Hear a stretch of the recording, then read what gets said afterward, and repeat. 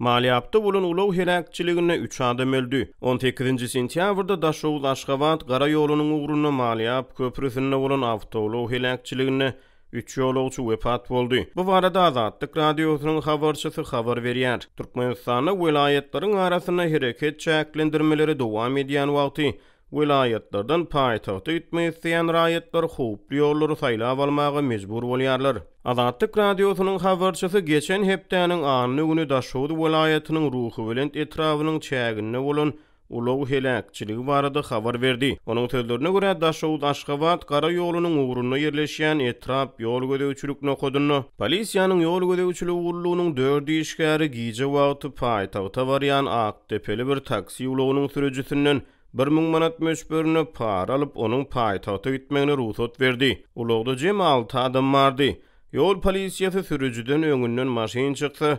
Onun çyrasy görünen wadyna gyra sowulmagy tapşyrdy. Adatça polisiýa Milli Howpsuzlyk Ministrliginiň barlygyndan gorkýar diýip habar çaýdýar. Sürüjü polisiýa işgärlerine para berip 5 ýolagçysy bilen Aşgabada tarap ýola düşýär. Maliyap köprüsine ýetende polisiýanyň tapşyrygy boýunça öňden gelýän ulagdan gizlenmek üçin gyra sowulýar we köprüden aşağı kaçýar. 3 ýolagçy wakanyň bolan ýerine jan berýär. Ölenler Akdepe etrawynyň ýaşaýjylary diýip habar çaýdýar. Onuň maglumatlaryna görä sürüjüden para alyp onuň Aşgabada ýolagçy äkitmegine ruhsat beren 4 polisiýa işgäri tutsak edildi. Polisiýanyň ýol gödäwçiligi ullugynyň Maliyap gödäwçilik nokody Daşow welaýatynyň ruhy bilen etrawynyň çägine Daşow Aşgabat ýolunyň 120-nji kilometrine ýerleşýär. Daşow welaýatynyň Günnogor bölegine toplanýan zeýsuwlary Maliyap akawasynyň ugry bilen Türkmen köline guýdurulýar. Daşow Aşgabat gara ýolu uly köprü bilen Maliyap Zey kanalyny kesip geçýär. Koronavirus pandemiýasynyň fonuna hiç ýyly virus wakasyny hasaba almadyk Türkmenistanyň häkimetler mart aýyna welaýetleriň arasyna hereket çäklendirmelerini güýje girdi. Welaýetleriň arasyna ulug we uwatly gatnawlary çäklendirildi. Uçur gatnawlary ýolagçylardan saglyk kepilnamalaryny talap edýär. Bu çäklendirmeler eklenç gözlegine iş gözläp ýa-da başga maksatlar bilen Aşgabada barýan welaýet ýaşaýjylarynyň ykdysady durmuşyna agram saldy. Çäklendirmelere garamazdan welaýetleriň arasyna gezlen ýolları bilen ýolagçy gatnadýan taksi sürüjüleri hem peýda boldy. 10 awgustda Azatlyk radiosynyň habarçysy Mardan Aşgabada uçur gatnawlary bilen gitmek isleýän raýatlardan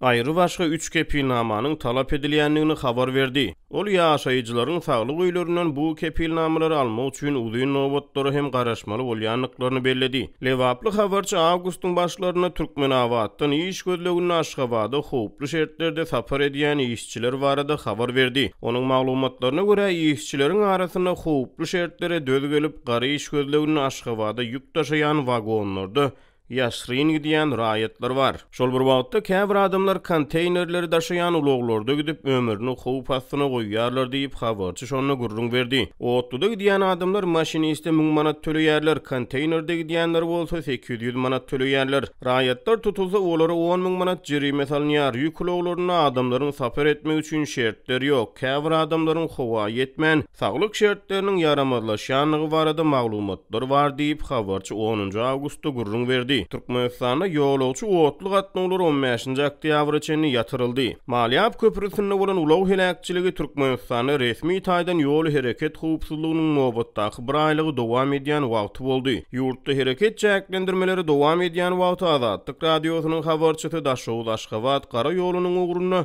ýol hadisalarynyň ýygylyşýanyny aýdýar. Adamlar agyr şertlerde işe gitmek maksady bilen eklenç üçin gurban bolýarlar diýip bir ýerli ýaşaýjy Azatlyk radiosynyň habarçysy bilen gurrundaşlykda aýtdy.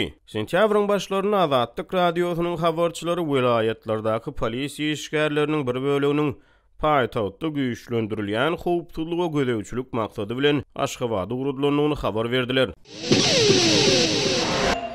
Azatlyk habarçylarynyň sözlerine görä Aşgabatyň eteginde paýtagta barýan awtolog ýollarynda polisiýanyň gözegçiligi ýokurlandyryldy. Şol birakdyň özünde de howpsuzlyk çäreleriniň güýçlendirilýän wagtynda ýollarda temperaturany ölçemek üçin lukmançylyk nokatlary ýok edildi. Aşgabatyň ýerelgelerinde awtologlary saklap barlap başladylar we uzakdaky ýerlerde kaka ýaşlyk bäherden we Göktepe ýaly nokatlarda awtologlary saklaýarlar. Ýolagçylaryň atlaryny we ulag maglumatlaryny ýazyp alýarlar diýip Aşgabatdaky habarçymyz 21-nji sentýabrda gürrüň berdi. Habarçymyz polisiýa barlyklarynyň güýçlendirilýänligi barada ýekşenbe güni birnäçe çeşmeden ma'lum bolandygyny aýtdy. Paytaxtda barmaň çäklendirilen düzgüni şu ýylyň bahar aýlaryndan bäri dowam edýär. Global koronavirus pandemiýasynyň fonunda öz çäginde bu keseliň ýokdugyny öňe sürýän Türkmenistan ýylatyň ýurdun içinde hereket etmegini we paýtaxtda girip çykyşlaryny çäklendirdi.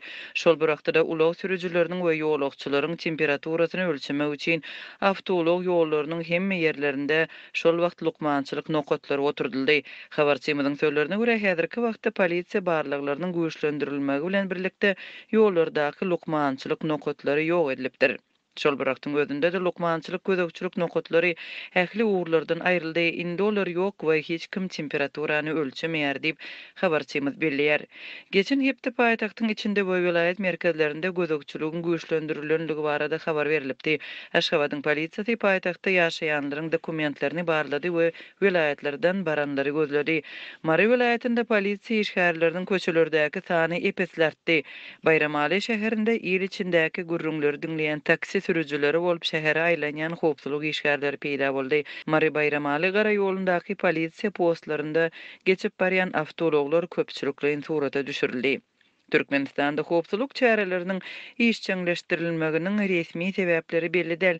Adatça şeýle ýagdaý döwlet bayramçylyklarynyň we ýurdun syýasy jemgyýetçilik durmuşynda möhüm wakalaryň öňe ýerinde ýüze çykýar. Şuňlar Türkmenistan Garaşsyzlyk gününe we halk maslahatynyň ýygynyny taýýarlanýar. Bu ýönekde garaşylýan konstitusiýon üýtgetmeler ýylatyň arasynda nägilelik döredipdi we daşary ýurtlardaky türkmenleriň protest aksiýalaryny geçirmegine sebäp bolupdy. Adatlyň Aşgabatdaky habarçylary häzir öňki ýyllardan tapawutlylykda Garaşsyzlyk gününiň öňe ýerinde ýylatyň mezuri gatnaşmagyndaky köpçülikli repetisiýalaryň ýokdugyny habar berýärler. Elbetde raýatlar hökümet işgärleri we talipler üçin repetisiýalaryň bolmazlygy durmuşy has aňsatlaşdyrdy. Elbetde pandemiýa sebäpli halk üçin ýüze çykan ähli kynçylyklar bilen bilelikde maşklar hem geçirilse bu psihikany hasam gynandyrýan bir faktor bolar. Şäherde ulag nışıkları yok, köçeler petiklenmeýär, köçelerde ýöri deşikli we ellerinde maşklaryň dowamında oturmak üçin niýetlenýän oturguşlary götürüp barýan köp sanly okuwçy görnen ok. Ýöne bu diňe ýagdaýyň görünýän bölegdir. Şol adamlaryň şahsy wagtyny bir elinden almaýarlar ýoksa köpçülik maşklara sürüljegine gorky bilen garaşypdy diýip Aşgabatdaky habarçymyz 21-nji sentýabrda habar berdi. Onuň sözlerine görä, kädir repetisiýalar diňe harbiýler we harby okuw jaýlarynyň studentlary için geçirilýär. Şol wagtda şu ýyl ýurdun esasy döwlet bayramçylygynyň öňe ýerinde odalky ýyllardan üýtgemän galan ýagdaýlaryň biri öýsüz haýwanlary ýok etmekdir. Aşgabatdan haýwanlary goraýjylaryň habar bermegine görä soňky günlerde itleriň we pişikleriň awlanmagy ýene-de bad alypdyr. Pişikler üçin zäherlenen kalbasa taşlanýar. Bu öý itleriniň saklanýan jaýlarynyň girelgelerine hem ziňlýär. 11-nji etrapçada ölen pişikleri ýem köp. Dip Aşgabatly haýwanlary goraýjy aktivist 22-nji sentýabrda Adatlyk radiosyna habar berdi. Ýurdun ýolbaşçylary her ýyl öz gol astyndakylara Garaşsyzlyk gününi iň ýokary guramaçylyk derejesinde dawaraly geçirmegi tapşyryp gelýärler. Mary vilayatynyň Mary şäheriniň polisiýasy kaskasyz velosiped sürýän ýaşaýjylary polisiýa merkezine ýygnap, olary köpçülikliň görnüşde jerime ýazyp başlady. Bu barada jerime tölemäge mejbur edilen marly ýaşaýjylaryň ençemesi Adatlyk radiosynyň ýerli habarçysyna gürrüň berdi. Geçen hepdäniň ahirinde hususanda ýekşenme güni Mary şäheriniň Oğuzhan köçesiniň ugrunda ýerleşýän şäher polisiýa müdürligine velosiped sürüp barýan mahaly saklanan onlarça adam eltildi. Olaryň her birine 50 manat möçöründe jerime ýazyldy diýip gizlenlik şertinde söhbetdeş bolan habarçy 21-nji sentýabrda gürrüň berdi. Polisiýa edarasyna eltilen velosiped sürüjileriniň ençemesiniň habarçymyda aýtmagyna görä, olar ilk wada hiç sada düşünmändirler. Hatta olaryň arasynda indi velosiped sürmek üçin de sürüjilik şahadatnamasyny almalmyka ýa hökümetde sinal tawşyrmalmyka diýenler hem bolupdyr.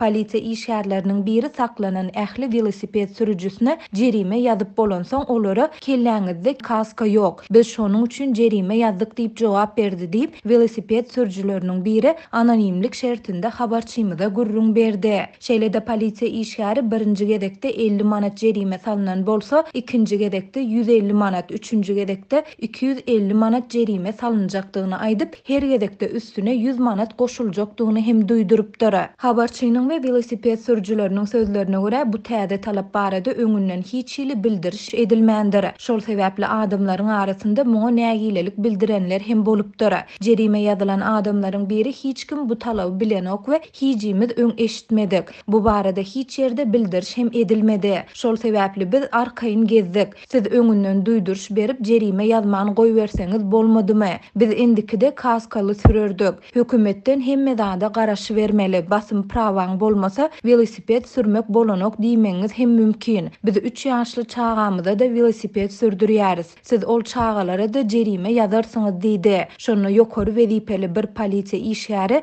bu adamy tutsak etdirip bir otoga äkitdirdi diýip velosiped sürüjüsi aýtdy. Onuň sözüne görä şondan soň polisiýa işgärleri jerime salynan beýleki adamlara indi bilýärsiňiz we siz beýleki adamlara hem duýdurarsyňyz diýdiler. Şondan soň olaryň ählisini polisiýanyň derwezesinden çykaryp goýberdiler. Adamlaryň arasynda iýmäne çörek pulumuz ýok. Hökümet bolsa ağacın goltuğundan çörek gözläp başlady diýenler hem boldu diýip habarçy bellidi. Azatlyk radiosu bu täze talap we aýdylanlar şeýle-de tutsak edilen adamyň ykwaly barada Mary şäher polisiýa müdürliginden goşmaça maglumat alyp bilmedi. Ýöne bu Türkmenistanda ilaty öňünden bildiriş ýa duýduruş edilmeden täze talaplaryň we çäklendirmeleriň girdilmegi barada peýda bolan ilkinji habar däl. Şu aýyň başynda Azatlygyň lewaply habarçysy Türkmenabad şäherinde polisiýa işgärleriniň Uz Auto kompaniýasy we Günorta Koreýanyň awtolog şereketleri tarapyndan öndürilen käbir awtologlar saklap jerime duralgalaryny alyp gidýändigini habar berdi.